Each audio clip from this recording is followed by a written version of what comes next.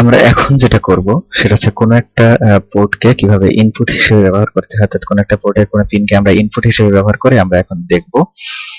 তো সেটার জন্য তার আগে আমরা একটা কোড দেখে নেই, সেটা হচ্ছে আগের কোডটার মতোই। এখানে আমরা একটু জেনারেলাইজ করার চেষ্টা করছি। সেটা হচ্ছে যে প্রথমে একটা লুপ কাউন্টার, একটা ইন্টিজার টাইপের লুপ কাউন্টার ডিক্লেয়ার করে নিলাম, তারপর DDR A কে 0xFF দিয়ে নিলাম, তার মানে পুরো পোর্টটা এখন আমাদের আউটপুট। এরপর একটা ইনফাইনাইট লুপের ভিতরে আমরা দুটো লুপ চালাবো। একটা লুপ হচ্ছে এই লুপ কাউন্টার 0 থেকে শুরু করে 7 পর্যন্ত। এখানে আমরা port A = 1 left shifted loop counter, অর্থাৎ লুপে যখন প্রথমবার ঢুকবে তখন port A = 1 left shifted 0, then 1 left shifted 1, then 1 left shifted 2, অর্থাৎ প্রথমে PA0 টা সেট হবে, তারপর PA2 সেট 1 সেট হবে, তারপর PA2 সেট হবে, তারপর PA3 সেট হবে, এভাবে থাকবে। আর এটা হচ্ছে আপ টু ডাউন, আর সেকেন্ড যে লুপটা সেটা ডাউন টু আপ। এটা হচ্ছে এরকম যে লুপ কাউন্টার হচ্ছে 7 থেকে যাত্রা শুরু করবে এবং 0 তে গিয়ে শেষ হবে, অর্থাৎ প্রথমে পোর্ট A = 1 লেফট শিফটেড 7, তারপর 6, তারপর 5, এভাবে 0 পর্যন্ত। অর্থাৎ প্রথমে পোর্ট A এর মোস্ট সিগনিফিকেন্ট বিটটা সেট হবে, অর্থাৎ PA7, তারপর PA6, PA5, এভাবে চলতে থাকবে। তো এটা আমরা যদি সিমুলেশনটা দেখি তাহলে বুঝতে সুবিধা হবে যে প্রথমে উপর থেকে বিটটা নিচের দিকে শিফট হচ্ছে, তারপর এরকম। তো এখন আমরা আসি যে কোন একটা পোর্টকে আমরা ইনপুট হিসেবে কিভাবে ব্যবহার করতে পারি। একটা জিনিস দেখি যে আমাদের এখানে পুরো পোর্ট এটা আমরা এখানে আউটপুট হিসেবে ব্যবহার করছি। সো এই পোর্টের কোনো পিন ফাঁকা নেই যেটাকে আমরা ইনপুট হিসেবে ব্যবহার করতে পারি। সো আমরা এখন যেটা করব সেটা হচ্ছে অন্য কোনো একটা পোর্ট, সাপোজ পোর্ট সি এর কথা চিন্তা করি, যে পোর্ট সি এর 0 নাম্বার পিনটা, অর্থাৎ PC0 টাকে আমরা ইনপুট হিসেবে ব্যবহার করতে চাচ্ছি। 0 না, আমরা ধরে নিলাম যে PC2 টাকে আমরা ইনপুট হিসেবে ব্যবহার করতে চাচ্ছি। সো এখন আমাদেরকে যেটা করতে হবে সেটা হচ্ছে যে আমরা যেটা করব সেটা হচ্ছে যেহেতু আমরা ইনপুট হিসেবে ব্যবহার করব, সো DDRC, অর্থাৎ পোর্ট সি এর ডাটা ডিরেকশন রেজিস্টারের নাম হচ্ছে DDRC। এটাকে আমরা অর ইকুয়াল টু আমরা কোন বিটটাকে, এখন আমাদেরকে যেটা করতে হবে যেহেতু আমরা ইনপুট হিসেবে ব্যবহার করব, সো DDRC2 টাকে আমাদেরকে ক্লিয়ার করতে হবে। সো ক্লিয়ার করার জন্য আমরা যেটা করব সেটা হচ্ছে and equal to 1 left shifted DDC2, but এটার হচ্ছে বিটওয়াইজ নটটার সাথে আমাদেরকে অ্যাড করে দিতে হবে। তাহলে এটা যদি আমরা করি তাহলে DDC2 নাম্বার বিটটা ক্লিয়ার হয়ে গেল, অর্থাৎ PC2 যে পিনটা এই পিনটা আমার ইনপুট হিসেবে কনফিগার হয়ে গেল। এখন আরেকটা জিনিস আমরা শিখে নিই, সেটা হচ্ছে যে কোনো একটা ভেরিয়েবলের নির্দিষ্ট কোনো বিট সেট আছে না ক্লিয়ার আছে, এটা আমরা কিভাবে ডিফাইন করব। এটা হচ্ছে আমরা উদাহরণস্বরূপ ধরে নেই যে আনসাইন্ড ক্যারেক্টার ভেরিয়েবল আছে স্যাম্পল, যার ভ্যালু হচ্ছে 4, যার বাইনারি প্যাটার্ন হচ্ছে এরকম। এটা হচ্ছে আমার 4 এর বাইনারি প্যাটার্ন, অর্থাৎ স্যাম্পল ভেরিয়েবলের ভ্যালু এখন 0000100। এখন আমি চাচ্ছি যে স্যাম্পল ভেরিয়েবলের থার্ড বিটটা সেট করা আছে না ক্লিয়ার করা আছে, এটা আমি বের করতে যাচ্ছি। তো এটার জন্য আমরা যেটা করব সেটা হচ্ছে যে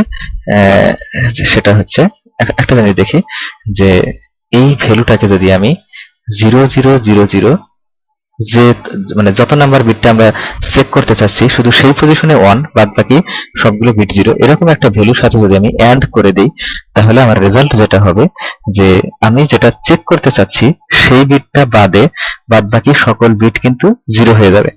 আর সেই বিটটার আউটপুটটা ডিপেন্ড করবে আমার ভেরিয়েবলের ওই বিটটা সেট করা আছে না ক্লিয়ার করা আছে। যদি এই বিটটা যদি সেট করা থাকে তাহলে আমার এখানে আউটপুট আসবে 1, আর এই বিটটা যদি আমার ক্লিয়ার করা থাকে তাহলে আমার এখানে ভ্যালু আসবে 0। অর্থাৎ আমার আউটপুটটা হতে পারে নন জিরো অর 0। আউটপুটটা আমার আসবে হয় নন জিরো অথবা 0। যদি আমার ওই বিটটা আগে থেকে ক্লিয়ার করা থাকে অর্থাৎ 0 করা থাকে তাহলে আমার আউটপুট আসবে 0, আর যদি আগে থেকে যদি অন করা থাকতো তাহলে আমার এখানে ভ্যালুটা আসতো নন জিরো। একটা জিনিস দেখি, আমরা এপিসোড 1 এ এটা আলোচনা করা হয়েছে যে কন্ডিশনাল এক্সপ্রেশনের আউটপুট সবসময় বুলিয়ান, অর্থাৎ ট্রু অর ফলস। ট্রু মানে হচ্ছে নন জিরো আর ফলস মানে হচ্ছে জিরো। অর্থাৎ আমি যদি আউটপুট অর্থাৎ যে ভেরিয়েবলের কোন একটা বিটটাকে আমি চেক করতে যাচ্ছি সেই ভেরিয়েবলটাকে এরকম একটা ভ্যালুর সাথে অ্যান্ড করার ফলে যে আউটপুটটা আসবে সেটা যদি আমি চেক করি যে এটা ট্রু অর ফলস, অর্থাৎ জিরো অর নন জিরো, এটা যদি আমি চেক করি তাহলে কিন্তু আমি বুঝতে পারবো যে বিটটা আগে থেকে সেট করা ছিল না ক্লিয়ার করা ছিল। অর্থাৎ আমি যদি একটা ডামি কোন একটা ভেরিয়েবলের ভিতরে স্যাম্পল ভেরিয়েবলটাকে অ্যান্ড করে রেজাল্টটা রাখি, রেজাল্টটা রাখার পর এবার ডামিটাকে যদি আমি চেক করি যে ইফ ডামি, একটা জিনিস দেখি যে ইফ এর ভিতরে আমরা যেটা করি যে ইফ আমরা এরকম যে লিখতে হবে, নট নেসেসারি যে if dummy equal to zero বা ডামি গ্রেটার দেন জিরো, এটা জাস্ট কন্ডিশনাল এক্সপ্রেশন। এই কন্ডিশনাল এক্সপ্রেশনের আউটপুটটা হবে বুলিয়ান, অর্থাৎ true or false, zero or non zero. আমরা যদি এখানে লিখি যে ইফ ডামি, তাহলে কি হবে যে ডামির ভ্যালু যদি নন জিরো হয় তাহলে এটা হচ্ছে ট্রু, অর্থাৎ এই ইফ এর ভিতরের অংশটা এক্সিকিউট হবে। তাহলে যদি ট্রু হয় তাহলে কখন ট্রু হবে, ডামিটা কখন নন জিরো হবে, যখন আগে থেকে ওই বিটটা সেট করা থাকবে। তার মানে আমি এখানে আউটপুটে বলতে পারি যে ইফে বলতে পারি যে bit is set, else bit is clear, else bit is clear. তো এখন আমরা একটু প্রোগ্রামে যাই। এখন আমরা যেটা করব সেটা হচ্ছে যে আগে যে প্রোগ্রামটা ছিল সেই প্রোগ্রামটাকে একটু মডিফাই করা আছে এই প্রোগ্রামে। যে প্রথমে ইন্টিজার লুপ কাউন্টার এটা ছিল, আনসাইন্ড একটা ভেরিয়েবল নিলাম আমরা ডামি, আর ডিডিআর এ হচ্ছে 0xff। এখন আমরা আমরা এখানে একটা আনসাইন্ড আমাদের কোড লেখা আছে, আমরা ওখান থেকেই দেখি যে ডিডিআর সি, আমরা ডিডিআর সি এর ডিডিসি 2 এই বিটটাকে আমরা ইনপুট হিসেবে কনফিগার করে দিলাম। এখন যেহেতু আমি ডিডিআর সিটাকে ইনপুট হিসেবে ব্যবহার করছি, সো পোর্ট সিতে আমি যদি কোনো ইনপুট দেই তাহলে সেটা কোন রেজিস্টারে আসবে, পিন সি যে রেজিস্টার আছে সেই রেজিস্টার। এটা আমরা এপিসোড 1 এ আলোচনা করেছি। আমরা এখন যেটা করব সেটা হচ্ছে যে ডামি ভেরিয়েবলের ভিতরে আমাদের প্রোগ্রাম আগেরটা আছে, কোথায় কোথায় মডিফাই করতে হবে সেটা আমরা খালি দেখি একটু। যে ডামি ভেরিয়েবলের ভিতরে পিন সি এর সাথে কাকে অ্যাড করব, 1 লেফট শিফটেড, এখানে 2 এই পজিশনটাকে অ্যাড করব। এই ভ্যালুর সাথে যদি আমি অ্যাড করে দেই, এবার আমি এখানে চেক করব যে এখন ইফ ডামি যদি ডামি যদি নন জিরো হয়, অর্থাৎ ওই বিটটা যদি আগে এই পোর্ট সি এর 2 বিটে যদি আগে সেট করা থাকতো তাহলে আমার ফার্স্ট লুপটা এক্সিকিউট হবে, এলস সেকেন্ড লুপটা এক্সিকিউট হবে। আমি আবারও বলছি যে প্রথমে লুপ কাউন্টার এগুলো তো আগে থেকে ছিল, আমি জাস্ট একটা ডামি ভেরিয়েবল নিলাম।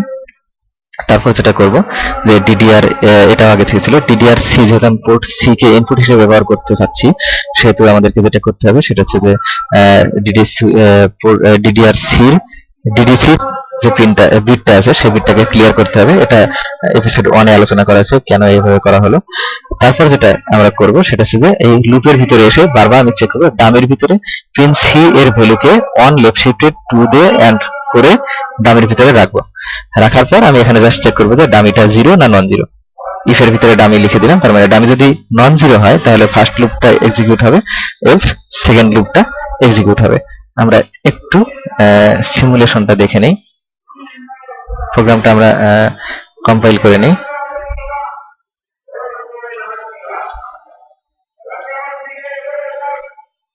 আমরা যেহেতু আচ্ছা এখন দেখি আমরা যদি এটা যেহেতু পোর্ট সির 2টাকে আমরা ইনপুট হিসেবে ইউজ করছি, তো এখানে একটা ইনপুট দিতে হবে।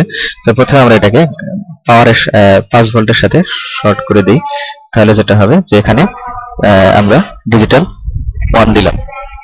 সো এবার যদি আমরা এটাকে কম্পাইল করি সিমুলেট করি তাহলে দেখা যাচ্ছে জাস্ট শুধু উপর থেকে নিচের দিকে শিফট হচ্ছে, অর্থাৎ আমার ফার্স্ট যে লুপটা ছিল সেই ফার্স্ট যে লুপটা ছিল এই লুপটা এক্সিকিউট হচ্ছে, অর্থাৎ ডামিটা হচ্ছে নন জিরো, তার মানে ওই বিটটা আগে থেকে সেট করা আছে। এখন আমি যদি এটাকে যদি আমি এখন গ্রাউন্ড করে রাখি, যদি আমি এটাকে আগে থেকে গ্রাউন্ড করে রাখি অর্থাৎ 0 দিয়ে রাখি, তাহলে যেটা হবে সেটা হচ্ছে নিচ থেকে উপরের দিকে শিফট হবে, জাস্ট নিচ থেকে উপরের দিকে শিফট হবে। অর্থাৎ এখন যেটা হচ্ছে আমার সেকেন্ড যে লুপটা ছিল সেটা এক্সিকিউট হচ্ছে।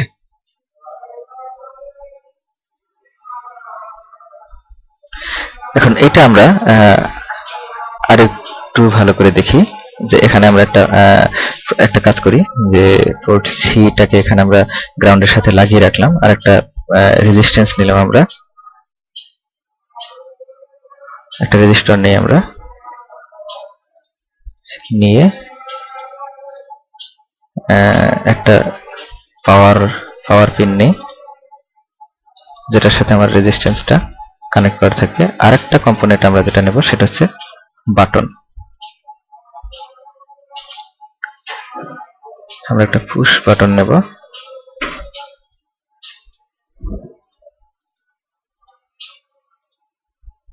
এখন দেখি যে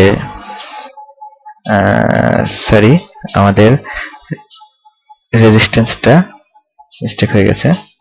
আমাদের যেটা করতে হবে যে রেজিস্ট্যান্সটাই গ্রাউন্ডের সাথে লাগানো থাকতে হবে, আর এটা এখানে থাকতে হবে। অর্থাৎ আমার PC2 যে পিনটা সেটা নরমালি গ্রাউন্ড পেয়ে থাকবে, যখন আমি সুইচটা প্রেস করব তখন হচ্ছে VCC পাবে। অর্থাৎ প্রথমে 0, যখন সুইচ প্রেস করি তাহলে 1। এবার যদি আমি সিমুলেট করি, যেহেতু প্রথমে 0 অর্থাৎ এই বিটটা আগে থেকে 0 করা আছে, so up to down, sorry down to up এই লুপটা শুধু এক্সিকিউট হচ্ছে। এখন যদি আমি এটাকে প্রেস করি তাহলে up to down, up to down, up to down. আবার যদি ছেড়ে দেই তাহলে আবার ডাউন টু আপ।